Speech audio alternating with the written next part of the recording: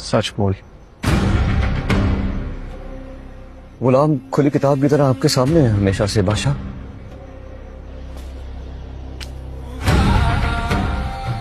तो अब मैं तुझे याद करा के जलील करूं? देखिए बादशाह, वक्त सदा एक जैसा नहीं रहता, इसकी फितरत में बदलना है। क्या पता कल मेरे और आपके ताल्लुकात कैसे हों, ये मोहब्बत, ये प्यार, ये दोस्ती, खुदा ना खास्ता अगर लड़ाई में बदल गई तो? क्यों क्यों जितना भी वक्त बाकी बचा है उसे जाया क्यों कर रहे हैं, क्यों गवा रहे हैं बादशाह? ऐसा क्या होने लगा है हमारे दरमियान गुलाम? मोहब्बत आ गई है बीच में, मोहब्बत आ गई है।